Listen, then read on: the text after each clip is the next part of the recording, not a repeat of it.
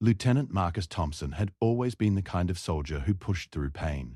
Growing up in a small farming town in Kansas, he learned early that complaining got you nowhere. His father worked the fields with a bad back for 20 years without a single sick day. His mother raised 4 children while battling chronic headaches that would leave most people bedridden. When Marcus joined the Marines at 18, this tough mentality served him well. The base in Afghanistan was nothing like the recruitment videos. The heat was crushing. The dust got into everything, and the constant threat of attack kept everyone on edge. Marcus had been deployed for 8 months now, serving as a communications specialist with the 2nd Marine Division. His job was to maintain radio contact between patrol units and command headquarters, a vital link that could mean the difference between life and death for soldiers in the field. For the past 3 weeks, Marcus had been experiencing a dull ache in his lower back. It started small, just a minor discomfort that he attributed to sleeping on the thin military cots and carrying heavy radio equipment during long patrols. The pain would come and go, sometimes sharp enough to make him wince when he bent down to check radio connections, but never severe enough to report to the medics. His fellow Marines noticed him moving differently. Sergeant Rodriguez, a veteran of 2 previous deployments, watched Marcus struggle to lift his pack during morning preparations. "You all right there, Thompson?" Rodriguez asked, adjusting his own gear. "Just a little stiff, Sarge." "Nothing serious," Marcus replied, forcing a smile. He had seen what happened to soldiers who complained too much about minor aches and pains. They got labeled as weak, assigned to desk duty, or worse, sent home early with questions about their commitment to the mission. The pain gradually worsened over the following days. Marcus found himself taking longer to get out of bed each morning, the stiffness in his lower back requiring several minutes of careful movement before he could stand upright. During radio checks, he had to brace himself against equipment racks when bending over to adjust settings. The discomfort was becoming harder to hide. Corporal Williams, Marcus's bunkmate, started noticing the subtle signs, the way Marcus would pause mid-movement, the slight grimace that would cross his face when he thought nobody was looking, the careful way he lowered himself onto his cot each night. "Doc Peterson is pretty cool," Williams mentioned casually one evening as they cleaned their weapons. "He's not one of those medics who makes a big deal out of everything. Maybe you should let him take a look at whatever's bothering you." Marcus shook his head firmly. "There's nothing wrong with me that a good night's sleep won't fix. Besides, we've got that big patrol coming up tomorrow. Can't afford to be sidelined over a sore back." The next morning brought news that would test Marcus's resolve. Admiral Patricia Hayes, a 3-star Navy admiral and Joint Task Force commander, was scheduled to visit their forward operating base. This was unprecedented. Admirals typically stayed at major command centers, not small outposts near active combat zones. Her visit was part of a morale tour designed to show high-ranking military leadership that senior officers understood and appreciated the sacrifices being made by frontline troops. Admiral Hayes had an impressive reputation throughout the military. She was known for her sharp intellect, no-nonsense approach to command, and genuine care for the welfare of service members under her command. At 52 years old, she had broken through numerous barriers in her career, becoming one of the first women to command a naval strike group, and later one of the youngest officers ever promoted to 3-star rank.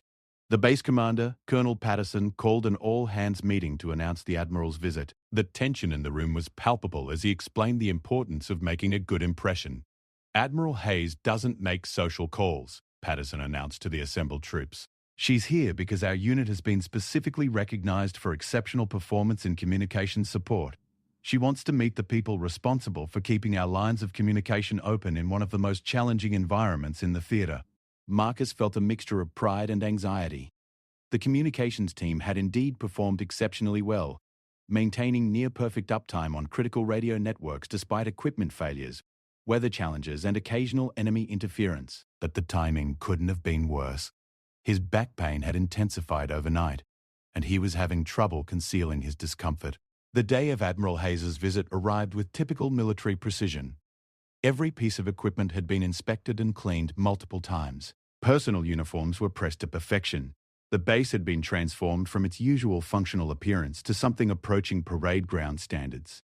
Marcus took extra care with his appearance that morning, despite the shooting pain that ran down his left leg when he bent over to lace his boots.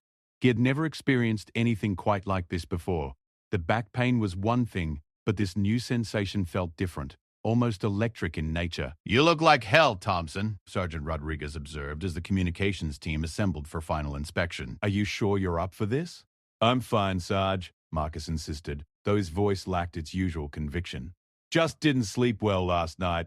Admiral Hayes arrived in a convoy of armored vehicles at precisely 0900 hours. She was shorter than Marcus had expected, but her presence filled the room the moment she entered the communications center. Her uniform was immaculate, her bearing commanding, yet there was a warmth in her eyes that put the nervous Marines at ease. "Gentlemen," she began, her voice clear and confident, "I've been reviewing the performance metrics for communications support in this sector, and frankly, the numbers are extraordinary. You've maintained operational readiness levels that exceed anything we've seen in similar environments." She moved through the communications center with the practiced eye of someone who understood technical systems. She asked detailed questions about equipment capabilities, maintenance procedures, and operational. Her knowledge impressed the Marines, who had expected a more superficial inspection. When Admiral Hayes reached Marcus's workstation, she paused to examine the radio setup he had configured for long-range communications with headquarters. The system was complex, requiring precise calibration to maintain clear signals across the mountainous terrain. "This is an interesting antenna configuration," she noted, pointing to the array Marcus had designed to improve signal quality. "Did you develop this modification yourself?" "Yes, ma'am," Marcus replied, trying to stand at perfect attention despite the pain radiating down his leg. "The standard setup wasn't providing adequate signal strength for our location, so I experimented with different arrangements until we found something that worked." Admiral Hayes smiled, clearly impressed by the initiative. "Innovation in the field is exactly what we need more of. Would you mind walking me through how you determined the optimal configuration?" This was exactly the kind of technical discussion Marcus normally enjoyed. He took pride in his work and was always eager to share knowledge with fellow service members. But as he began to explain the process, the pain in his back suddenly intensified dramatically. He pushed through it, determined not to embarrass himself in front of the Admiral. His explanation was thorough and professional, covering the mathematical calculations involved in antenna positioning and the trial and error process of testing different configurations.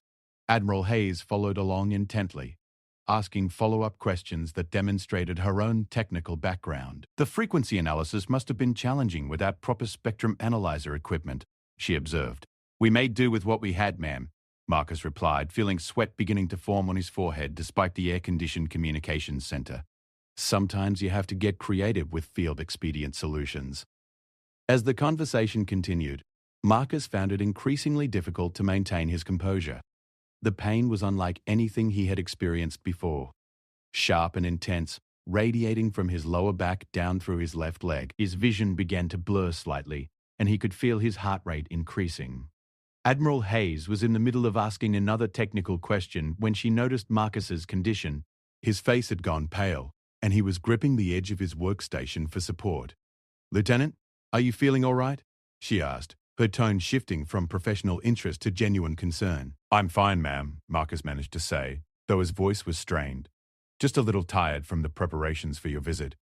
But even as he spoke, Marcus knew he was far from fine. The pain was becoming overwhelming, and he was beginning to feel lightheaded. He tried to shift his weight to find a more comfortable position, but any movement seemed to make the pain worse. Admiral Hayes had seen enough combat veterans to recognize when someone was in serious distress. Despite Marcus's attempts to maintain his military bearing, she could see that he was struggling with something far more serious than simple fatigue. "Lieutenant Thompson," she said firmly, "I think you need medical attention." Before Marcus could protest, the Admiral turned to Sergeant Rodriguez. "Get the medic over here immediately." The last thing Marcus remembered was trying to tell Admiral Hayes that he didn't need medical attention, that he was perfectly capable of continuing with his duties. Then the pain reached a crescendo that seemed to explode behind his eyes, and everything went black. When Marcus collapsed, it wasn't the gradual sinking of someone who felt faint. He went down hard, his body hitting the communications center floor with a sound that made everyone in the room freeze. Admiral Hayes immediately dropped to her knees beside him, her command training taking over as she checked for vital signs. "Get Doc Peterson here now," she shouted, her voice carrying the authority of someone accustomed to being obeyed instantly. "And clear some space around him." The collapse of a Marine during an Admiral's visit was exactly the kind of incident that base commanders have nightmares about. But Admiral Hayes wasn't thinking about protocol or embarrassment. Her focus was entirely on the young Marine who had been trying so hard to impress her that he had ignored obvious signs of serious medical distress. As the base medic rushed toward the communications center, Admiral Hayes couldn't shake the feeling that she had just witnessed something far more significant than a simple fainting spell. The intensity of the lieutenant's collapse, combined with what she had observed of his condition in the minutes leading up to it, suggested that there was a serious underlying problem that had been ignored for far too long.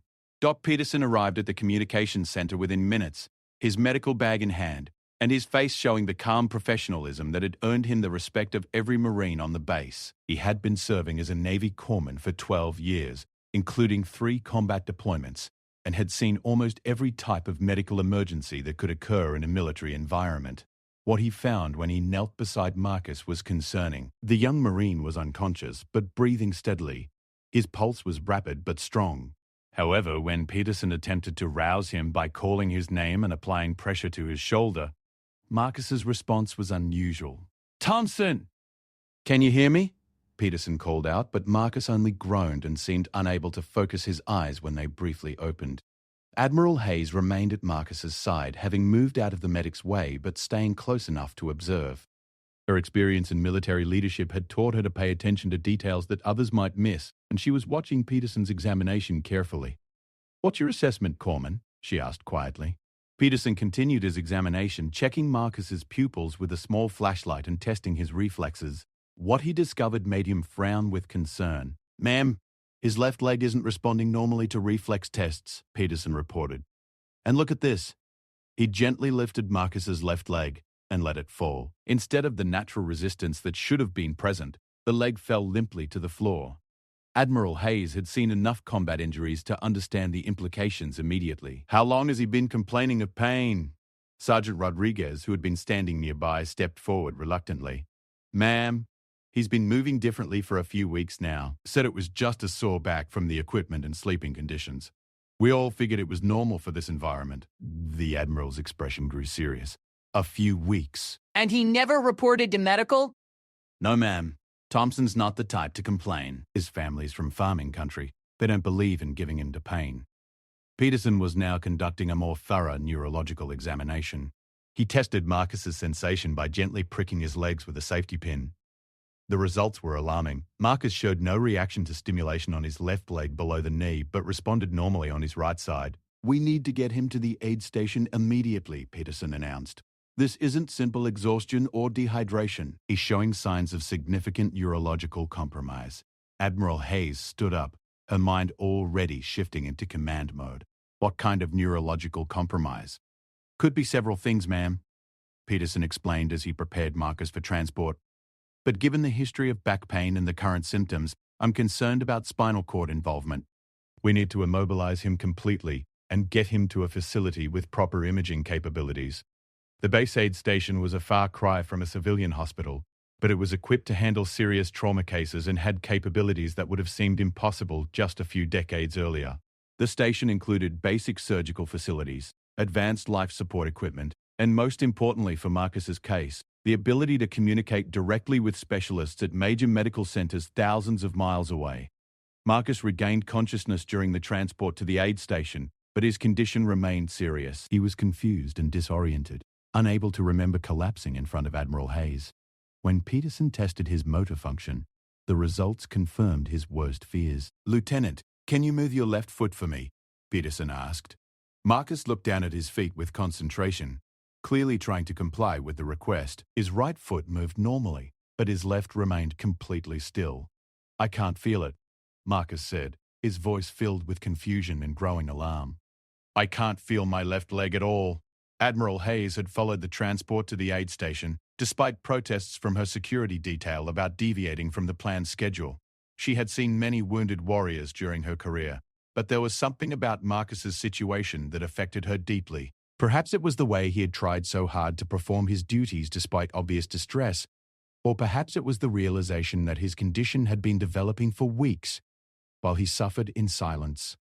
Dr. Sarah Mitchell, the base's senior medical officer, took charge of Marcus's care upon his arrival at the aid station. She was a civilian contractor, a neurosurgeon who had volunteered for deployment to provide specialized medical support to troops in remote locations. Her presence at the base was unusual, Most forward operating bases didn't have access to neurosurgical expertise. Let's get him onto the examination table and start a complete neurological workup, Dr. Mitchell ordered. She had been briefed on Marcus's condition during the transport and was already forming preliminary hypotheses about what might be causing his symptoms. The examination that followed was thorough and methodical. Mitchell tested Marcus's reflexes, sensation, and motor function throughout his body. She also conducted cognitive tests to assess his mental state and ability to process information. The results painted a concerning picture. Lieutenant Thompson, Dr. Mitchell said gently, you're showing signs of what we call incomplete spinal cord injury. The good news is that it's incomplete, which means there's still some function present. The concerning news is that without immediate treatment, your condition could worsen. Marcus stared at the ceiling, trying to process what he was being told. Spinal cord injury? But I just had a sore back. I've been doing my job normally. That's actually part of the problem, Doctor, Mitchell explained. Sometimes spinal injuries can develop gradually. Small amounts of damage accumulate over time until they reach a critical point.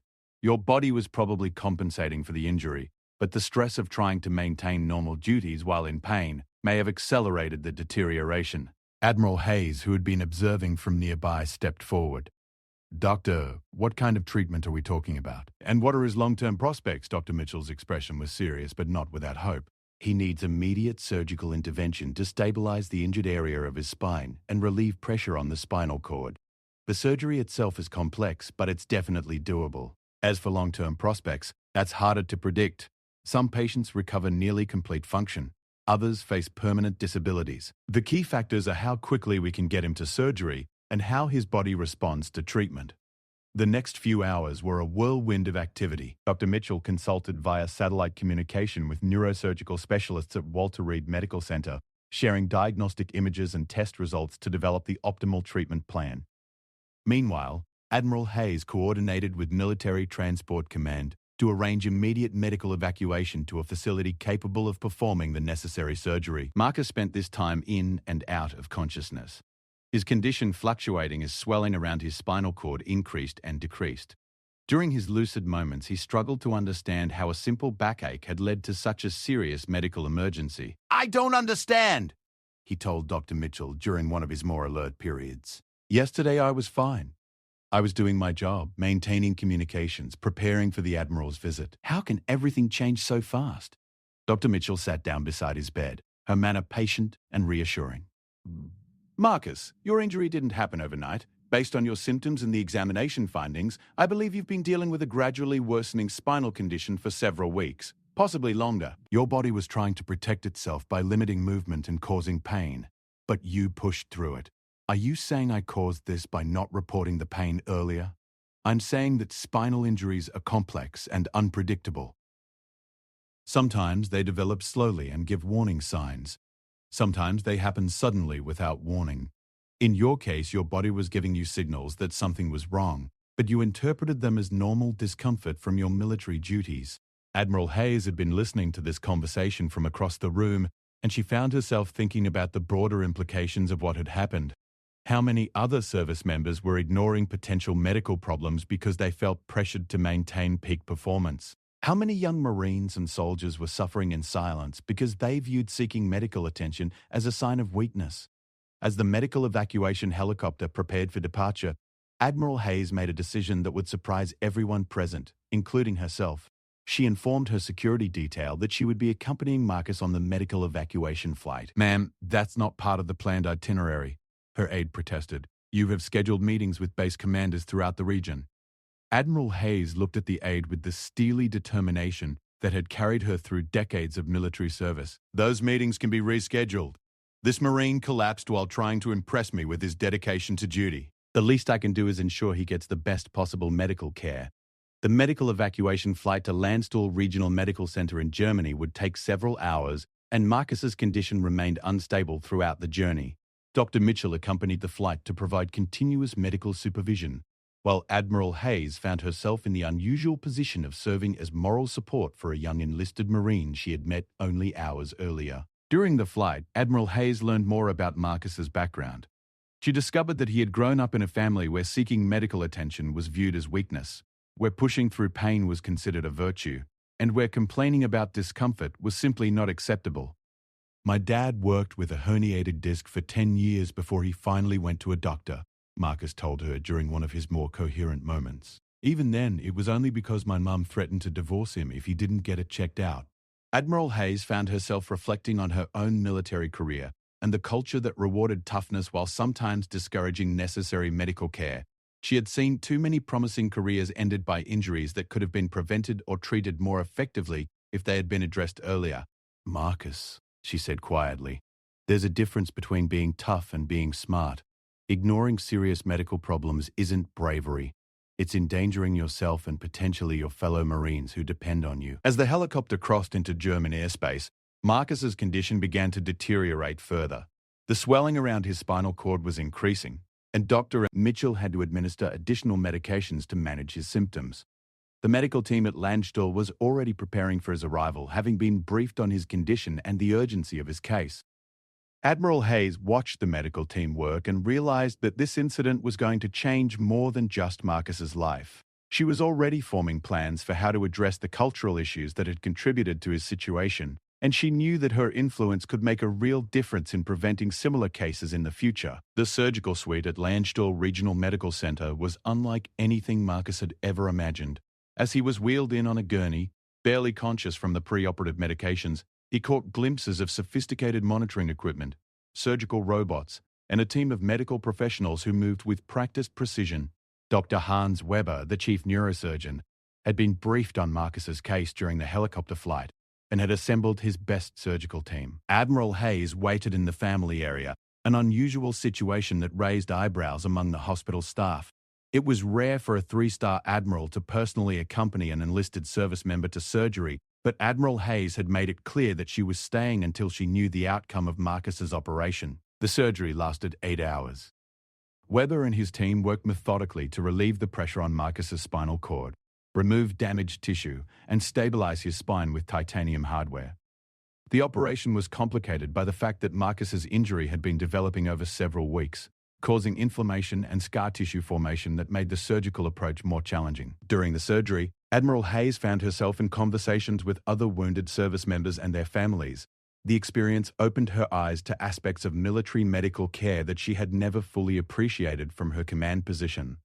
She met Marines who had lost limbs to improvised explosive devices, soldiers dealing with traumatic brain injuries, and airmen recovering from various combat-related injuries. One conversation particularly struck her. She met Sergeant Maria Santos, an Army combat engineer who was recovering from injuries sustained during a roadside bomb explosion. Santos had been dealing with chronic pain for months before her unit was hit, but like Marcus, she had never reported her symptoms for fear of being seen as weak. "Ma'am," Santos explained, "in my unit, going to medical was almost like admitting defeat.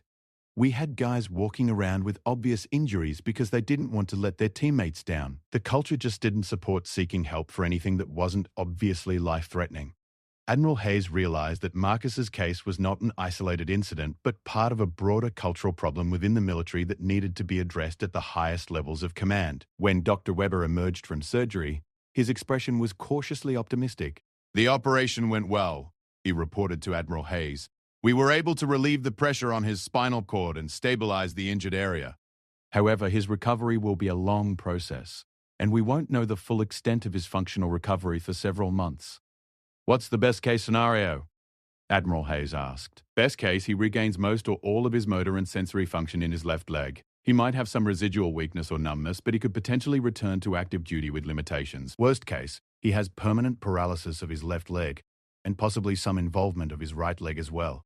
Marcus spent the first 48 hours after surgery in the intensive care unit, his condition closely monitored as his body began the healing process. Admiral Hayes visited him daily, often bringing updates from his unit in Afghanistan and letters from his family back in Kansas. On the 3rd day post-surgery, Marcus experienced his first sign of recovery. He was able to move his toes on his left foot, a small movement that brought tears to his eyes and hope to his medical team. "It's just a tiny movement," he told Admiral Hayes during one of her visits, "but it feels like a miracle." Admiral Hayes had postponed her return to Washington to monitor Marcus's progress, a decision that generated significant discussion within military command circles.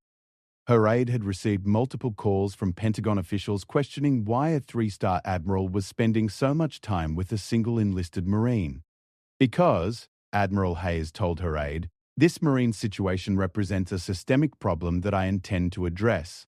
His case is going to become a catalyst for changes in how we handle medical care and the cultural attitudes around seeking treatment. During Marcus's recovery, Admiral Hayes began developing what would later become known as the Warrior Wellness Initiative, a comprehensive program designed to change military culture around medical care and injury reporting. The program would include education components, policy changes, and leadership training designed to encourage service members to seek medical attention when needed. Dr. Weber was impressed by Marcus's determination during his rehabilitation. Despite the uncertainty about his long-term prognosis, Marcus approached his physical therapy with the same dedication he had shown to his communications duties. He worked with occupational therapists to relearn basic functions, participated in experimental treatments designed to promote spinal cord healing, and maintained a positive attitude that inspired other patients. "Your young Marine is remarkable, Dr. Weber told Admiral Hayes during one of their discussions about Marcus's progress. His attitude and work ethic are exceptional. I've seen patients with less severe injuries who didn't recover as well because they lacked his determination." 6 weeks after surgery, Marcus achieved a major milestone. He was able to walk with the assistance of a walker and leg braces. The movement was awkward and required tremendous concentration, but it was movement nonetheless. His left leg remained significantly weaker than his right, and he had areas of numbness that might never fully resolve, but he was mobile. Admiral Hayes was present for this achievement, having timed one of her visits to coincide with Marcus's first independent walking session. Watching him take those first tentative steps, she was reminded of why she had chosen military service in the first place, to be part of an organization where ordinary people accomplished extraordinary things through determination and mutual support. "Ma'am," Marcus said as he paused during his walking exercise, "I want to thank you for everything you've done. I know you had more important things to do than sit in a hospital with me." Admiral Hayes shook her head firmly. "Marcus, there was nothing more important than ensuring you received proper care. Your situation taught me things about our military culture that I needed to learn, and it's going to result in changes that will help other service members in the future." The changes Admiral Hayes had envisioned began to take shape even while Marcus was still in rehabilitation. She had worked with military medical officers, behavioral health specialists, and command leadership to develop new policies and training programs. The Warrior Wellness Initiative was approved by the Joint Chiefs of Staff and began implementation across all military branches. The program included several key components: mandatory education about recognizing and reporting potential medical issues, changes to evaluation systems to ensure that seeking medical care could not negatively impact career advancement, expanded access to medical screening and preventive care, and leadership training to help commanders create environments where service members felt comfortable seeking help. Marcus's case became a teaching example within the program, though his identity was kept confidential. His story illustrated how cultural pressures and personal attitudes could lead to serious medical complications that might have been prevented with earlier intervention. After 3 months of intensive rehabilitation, Marcus faced a crucial decision about his military future. Medical evaluators determined that while he had made remarkable progress, he would likely never fully regain the physical capabilities required for his previous role as a communications specialist in combat environments. Dr. Weber presented him with several options: medical retirement with full disability benefits, reassignment to a non-combat role that accommodated his physical limitations, or continuation of his rehabilitation with the goal of eventual return to limited duty. Marcus chose to remain in the Marine Corps, accepting reassignment to a training role where he could use his technical expertise to prepare other Marines for communications responsibilities. It wasn't the career path he had originally envisioned, but it allowed him to continue serving while acknowledging the realities of his physical limitations. Admiral Hayes attended Marcus's reassignment ceremony at Marine Corps Base Quantico, where he received a Purple Heart for injuries sustained in service to his country. The ceremony was small and private, but it represented a significant moment for both Marcus and Admiral Hayes. During the ceremony, Admiral Hayes presented Marcus with a special commendation recognizing not just his service in Afghanistan, but his role in inspiring military-wide changes in medical care policies. The commendation read, in part, "Lieutenant Thompson's courage in overcoming serious injury, combined with his unwavering commitment to service, exemplifies the finest traditions of the United States Marine Corps and has contributed to improved medical care for all service members. In his new role as a communications instructor, Marcus found purpose in teaching young Marines about technical systems while also sharing lessons about the importance of recognizing and addressing medical issues. He became an unofficial advocate for the Warrior Wellness Initiative, sharing his story with new recruits and emphasizing that seeking medical care was a sign of responsibility, not weakness. Admiral Hayes continued to follow Marcus's progress, receiving periodic updates on his adaptation to his new role and his ongoing recovery. She also tracked the implementation of the Warrior Wellness Initiative across military installations worldwide, measuring its effectiveness through reduced rates of serious preventable injuries and increased utilization of medical services. The initiative proved successful beyond initial expectations. Reports from bases implementing the program showed significant increases in service members seeking medical attention for minor issues before they became major problems. Injury rates decreased, and more importantly, the culture around medical care began to shift toward one that valued health and wellness as military readiness issues. Marcus's story eventually became known throughout military medical circles as an example of how individual cases could drive systemic change. His willingness to share his experience despite the personal cost helped other service members understand that injuries were not failures and that seeking help was an act of courage rather than weakness. 5 years after his collapse in front of Admiral Hayes, Marcus was promoted to captain and assigned as the chief instructor for communications training at Marine Corps Base Camp Pendleton. His left leg remained weaker than his right, and he continued to experience occasional numbness, but he had adapted to his limitations and found ways to excel within them. Admiral Hayes, who had since been promoted to 4-star rank and assumed command of U.S. Fleet Forces, maintained contact with Marcus throughout his recovery and career progression. Their relationship had evolved from that initial dramatic meeting into a mentorship that benefited both parties. Looking back on the incident that had brought them together, both recognized how a moment of medical crisis had led to lasting changes that affected thousands of service members. Marcus's refusal to seek medical attention for what seemed like minor back pain had nearly cost him his mobility and his career, but it had also revealed cultural issues that needed addressing at the highest levels of military leadership. The lesson learned was clear. In military culture, as in life, true strength sometimes means admitting vulnerability and seeking help when it's needed. Marcus's story became a powerful reminder that taking care of oneself is not just a personal responsibility, but a duty to the team, the mission, and the service. Admiral Hayes often reflected on how chance encounters could change lives and careers in unexpected ways. Her decision to visit a remote forward operating base had led to meeting a young Marine whose dedication to duty had nearly destroyed him, but whose story had ultimately made the military a healthier, more supportive environment for everyone who served.